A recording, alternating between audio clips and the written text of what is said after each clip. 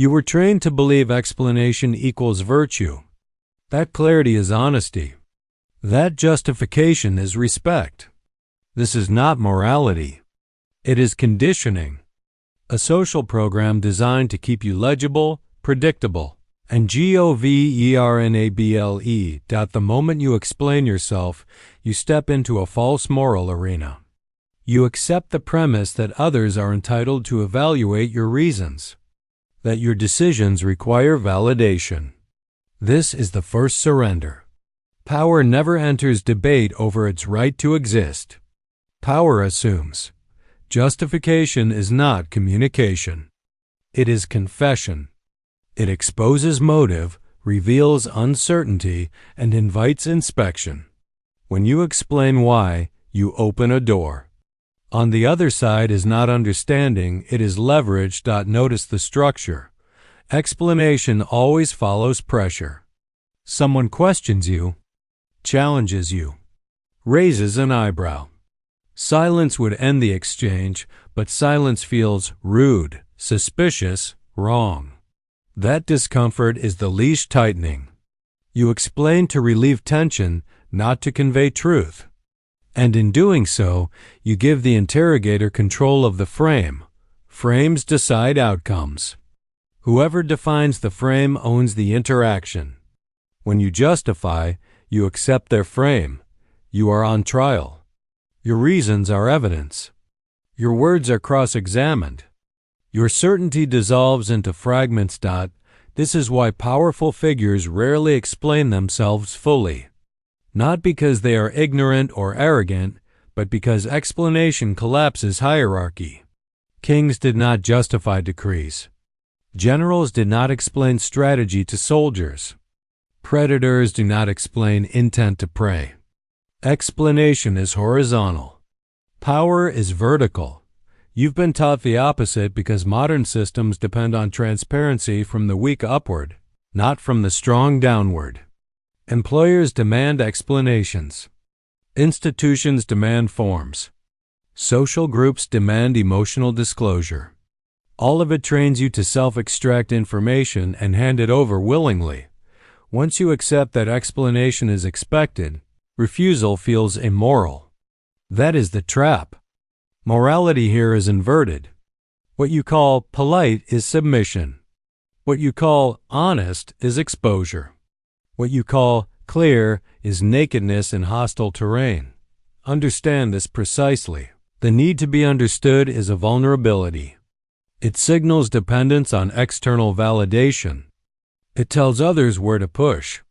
The more you explain, the more they probe, because probing works. You think explanation will end questioning. It does the opposite. It teaches people that pressure yields access. That silence can be broken. That boundaries are negotiable. The ruthless insight is this: people do not respect your reasons.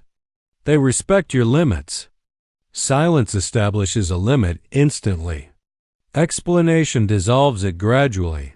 This is why justification is addictive. Each explanation feels like relief. The tension drops. The moment passes. But the cost accumulates. Over time, you become the man who always explains, always clarifies, always defends. Others learn to doubt you reflexively because doubt extracts information. You train them. Power begins when you refuse the moral frame entirely. When you stop assuming your actions must be digestible to others.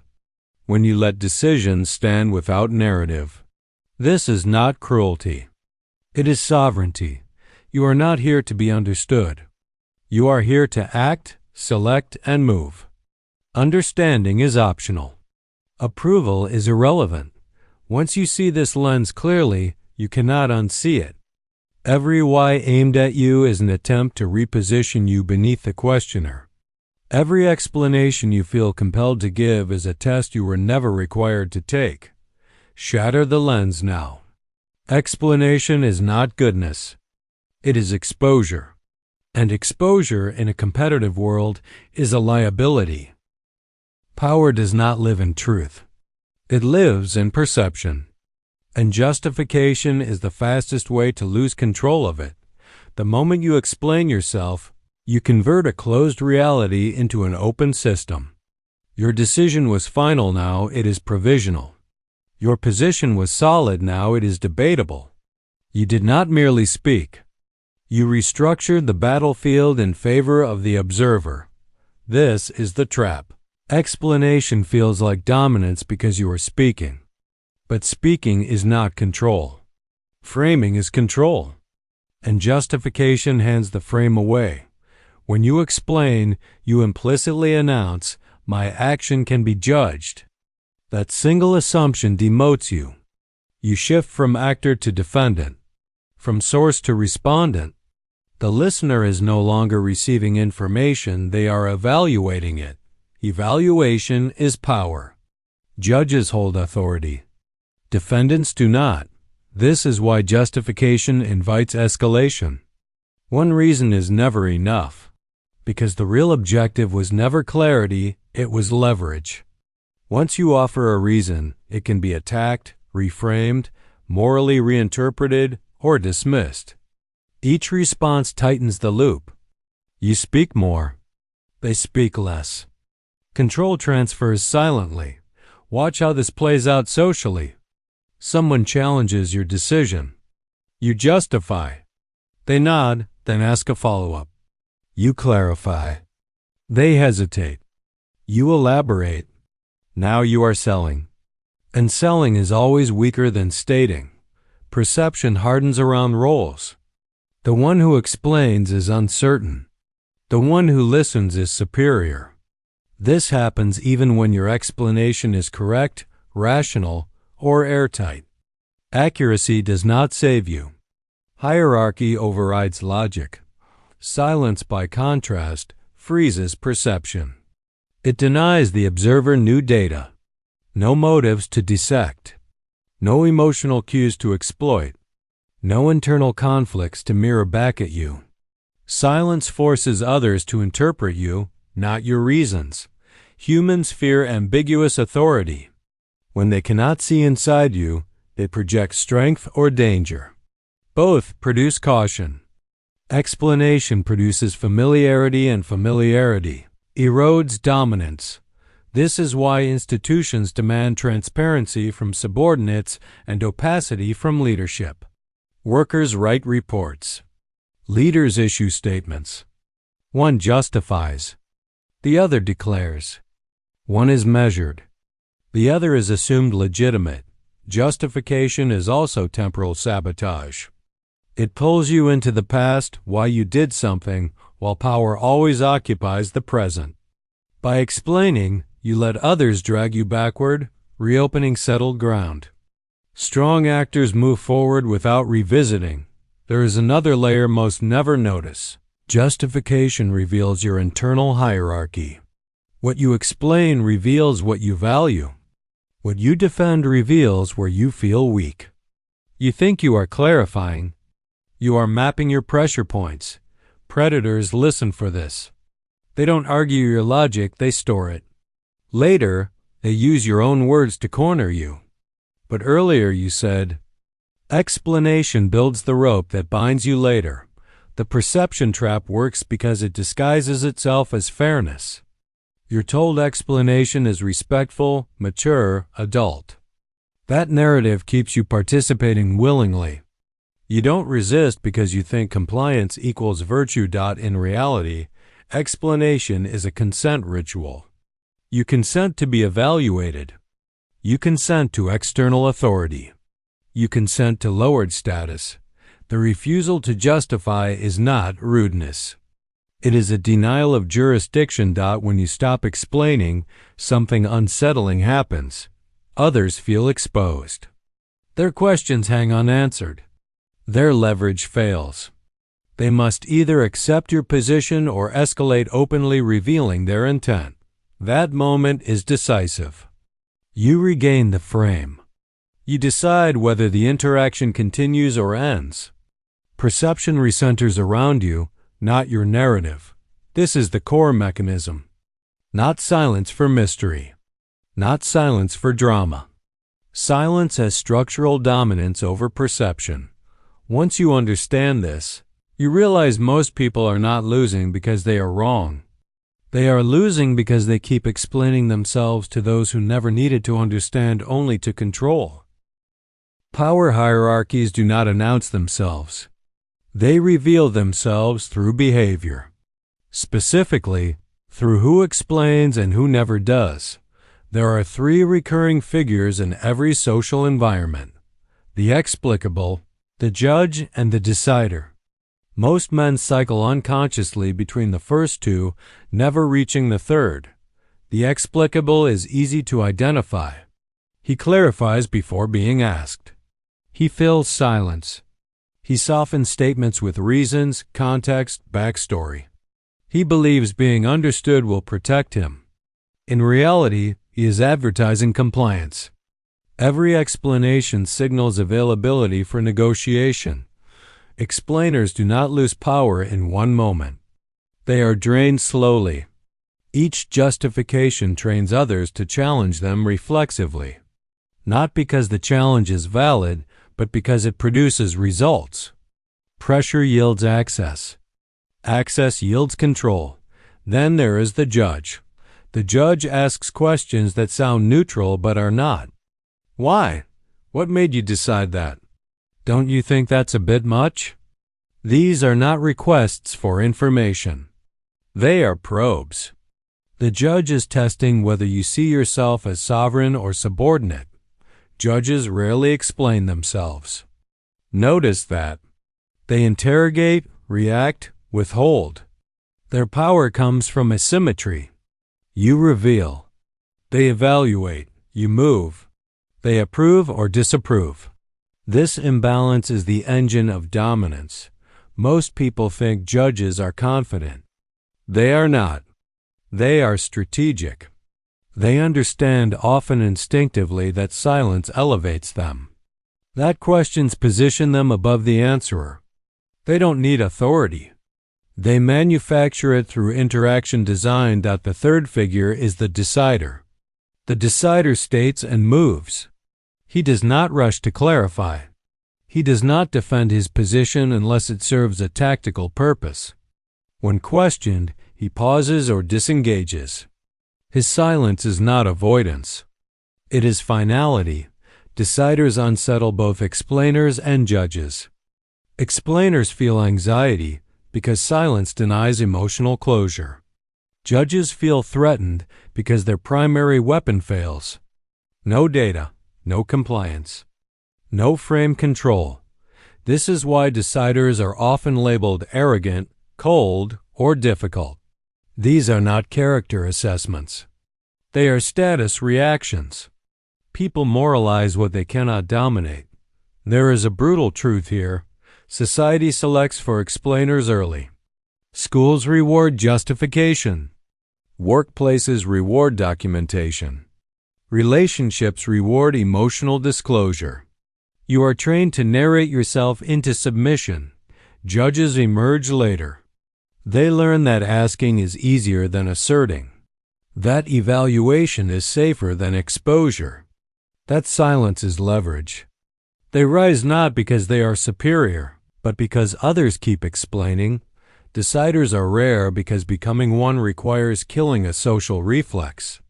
The reflex to soothe, to clarify, to defend, to be liked. This reflex feels like identity. Removing it feels like death. That is why most never do. Understand this pattern clearly. When you justify, you assign the other person the role of judge. When you refuse, you force them to choose, escalate openly, or accept your authority. Both outcomes favor you. Power dynamics are not abstract.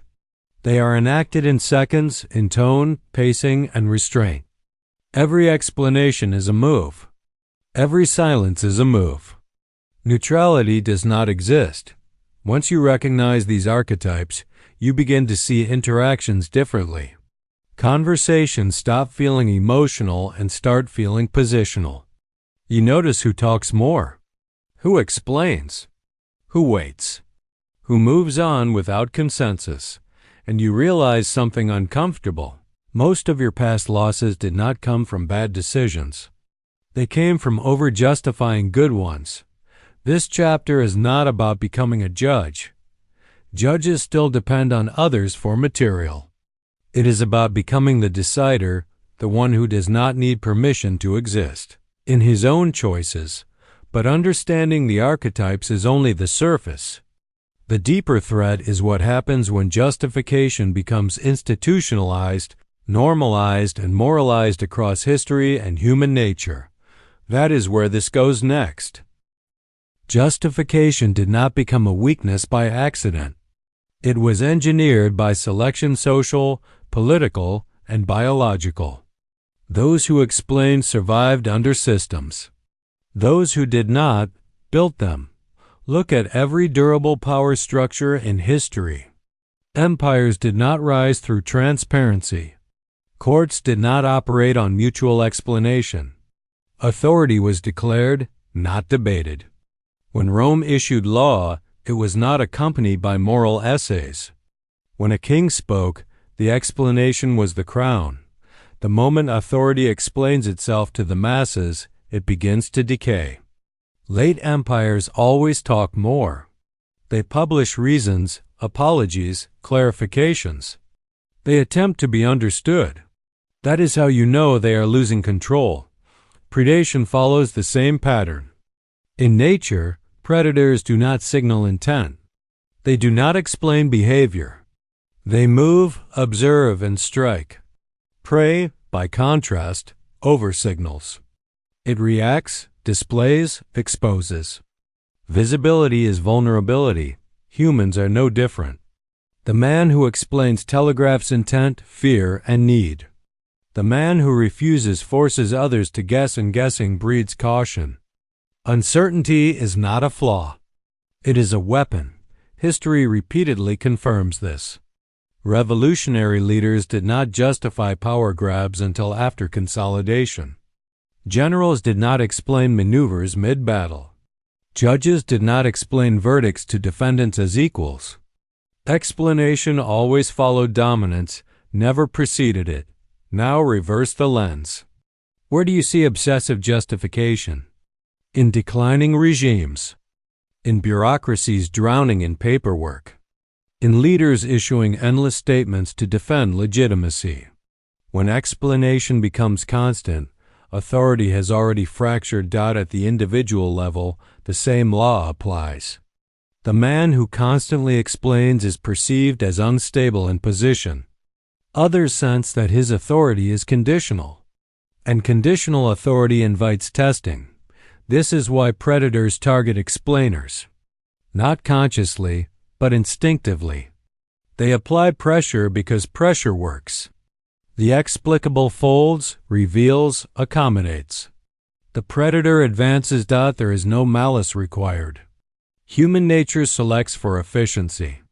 If explanation yields compliance, it will be extracted again and again. You may think this is harsh. That surely good people explain and still hold respect. That is a comforting fiction. Respect follows consequence, not virtue. When explanation carries no cost, it carries no weight. Even moral language is used as a weapon here. If you have nothing to hide, why not explain? This phrase is not ethical. It is invasive. It assumes guilt by silence. It reframes sovereignty as suspicion. Notice how quickly refusal is pathologized. Silent men are labeled defensive, emotionally unavailable, controlling. These labels are pressure tools.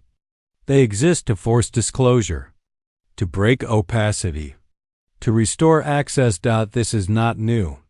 Religious confessions, legal interrogations, loyalty oaths, all function the same way. Extract narrative, then judge it. The act of explaining becomes evidence against you. Those who survive long-term power learn one rule early. Never volunteer narrative to those who did not earn jurisdiction. Jurisdiction matters.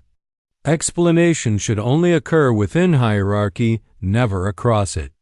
You explain downward for instruction. You never explain upward to justify existence. When you invert this, you collapse order. The deep threat is this.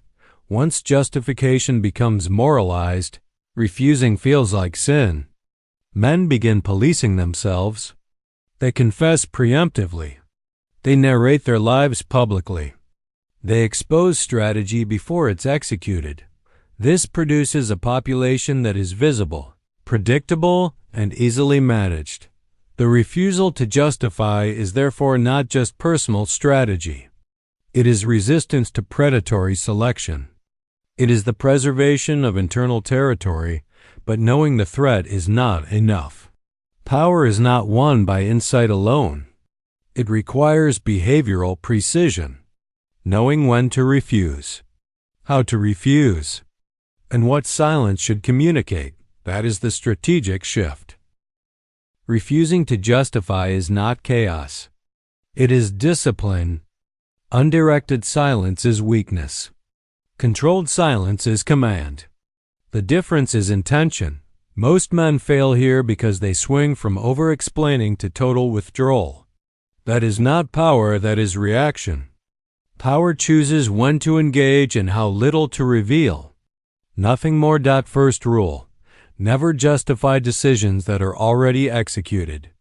Once an action is taken, explanation reopens it. You do not explain finished moves.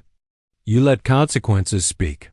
If pressed, you restate the decision unchanged, unemotional. Repetition without elaboration signals finality. Second rule. Separate statements from reasons. Statements establish reality. Reasons invite debate. This is what I'm doing ends discussion. Because restarts it. Train yourself to stop before the word because. That word is the crack where leverage enters. Third rule. Silence is strongest immediately after a challenge. When questioned, do not rush to fill the gap. Pause. Let discomfort spread outward. Most people cannot tolerate unresolved tension. They will explain themselves trying to regain control. This reversal is decisive. Fourth rule. Jurisdiction determines disclosure. You do not owe explanations to equals, subordinates, or outsiders. You explain downward only when instruction is required.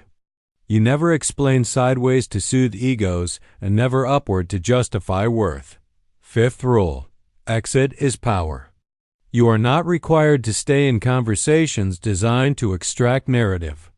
If pressure persists, disengage. Not dramatically, cleanly. Withdrawal without explanation is dominance. It denies the other party resolution and confirms you do not need their acceptance. There will be resistance. Expect it. People accustomed to your explanations will escalate. They will moralize, accuse, interpret silence as hostility. This is confirmation you are reclaiming leverage. Do not correct their interpretation. Let them sit with it. Strategic refusal also means selective explanation used offensively, not defensively. When you do explain, you do it on your timeline for your objective, to shape perception. Never to relieve pressure. Never to seek approval. Understand this clearly. The goal is not to appear mysterious. The goal is to be unmovable. Mystery is a side effect of boundaries consistently enforced. At first, this feels unnatural. Your instincts will scream that silence is dangerous, that you'll be misunderstood, that you'll lose connection. These instincts were installed by environments that benefited from your transparency. Ignore them. Power is not maintained by being understood. It is maintained by being irreversible. When your actions no longer require narrative support, people adapt. Some withdraw. Some comply. Some attempt open confrontation. All three outcomes clarify hierarchy. Clarity favors the prepared. Strategic refusal is the hinge between knowledge and dominance. Without it, everything before this was theory. With it, your behavior begins to reorder the environment. but strategy alone is not enough. As long as the old identity remains, the man who wants to be seen as fair, reasonable, good, you will relapse. You will explain under stress. You will justify under pressure. That identity must be terminated. You do not over-explain because you lack discipline. You over-explain because your identity depends on being seen as reasonable. That identity is the real enemy. From early conditioning, you were rewarded for compliance disguised as clarity. Teachers praised explanation. Authority figures demanded justification. Social groups reinforced the idea that being good meant being understandable, agreeable, fair. Over time, this fused with your self-image. You did not just explain, you were the explicable, the rational one, the fair one, the man who could be trusted because he laid everything out. This identity feels virtuous. It is not. It is fragile. Any identity that collapses under silence is a liability. Any self-concept that requires constant validation is externally owned. The need to be understood means you do not belong to yourself. This is why pressure works on you. When challenged, you feel an existential threat not to your decision, but to who you think you are. Explaining becomes self-preservation. You are not defending an action. You are defending your image. That image must die. Identity death is not metaphorical. It is neurological. You must sever the reflex that equates silence with danger. You must allow misinterpretation without correction. You must let others think whatever they want and survive it. At first, this feels like suffocation. Your mind will race to fill gaps, to correct assumptions, to restore equilibrium. Do nothing. This discomfort is withdrawal. You are detoxing from approval. As the old identity weakens, a new one forms, not loud, not theatrical, silent, dense, unavailable. This identity does not seek to be seen as fair. It seeks to be effective. It does not explain values. It enforces boundaries. It does not argue perception. It lets outcomes decide. You will notice a shift. People stop asking why as often. Not because they understand, but because they sense futility. Questions are weapons. Weapons are not used when they fail. This is the replacement. From explainable to undeniable. You are no longer the man who hopes his reasons will be accepted. You are the man whose decisions stand regardless of reaction. This posture radiates authority without speech. It reorders rooms before words are exchanged. Some will resent you. That is irrelevant. Resentment is recognition without leverage. Others will test you once. Only once. When nothing comes back, no defense, no apology, no justification, they recalibrate. This is sovereignty. Not isolation. Not cruelty. Ownership of self. At this stage, explanation becomes a tool again, not a compulsion. You can deploy it selectively, precisely, without emotional bleed. You speak when it advances position. You withhold when it preserves it. The old identity dies quietly. No announcement. No justification. And in its place stands something most never reach, a man who does not need to be understood to move freely in the world. There is only one thing left to address. The final warning. Because once you adopt this posture, there is no return without cost. Refusing justification will cost you access to weak bonds, to false safety, to systems built on your compliance. This is not a metaphor. It is a warning. When you stop explaining, you break an unspoken contract. People who benefited from your transparency will feel destabilized. Some will accuse you of changing. They are correct. Change is loss of control for those who relied on your predictability. You will be misunderstood on purpose. Silence invites projection. Others will assign motives you never stated. Resist the impulse to correct them. Correction reopens the door. Projection without confirmation collapses under its own weight. Do not romanticize this path. Sovereignty is not popularity. It is separation. The more you rely on your own authority, the fewer intermediaries you need and the fewer you are allowed to keep. Institutions reward explainers because explainers are manageable. Sovereign men are not. Expect friction. Expect exclusion from spaces that require narrative compliance. This is not punishment. It is filtration. Here is the final inversion. Explanation feels safe but compounds vulnerability. Silence feels risky but consolidates power. One bleeds slowly. The other cuts clean. If you attempt this posture, selectively silent one day, justificatory the next, you will fail. Inconsistency teaches others when to push. Sovereignty must be stable to be respected. This is not advice for the moral. It is instruction for the strategic. From this point forward, every why aimed at you is a test of jurisdiction. Every urge to explain is a signal of residual dependence. Observe it. Do not obey it. You do not need to announce this shift. You do not need permission. You do not need understanding. Move. Decide. Let the world adjust or remove itself. That is the price, and that is the leverage.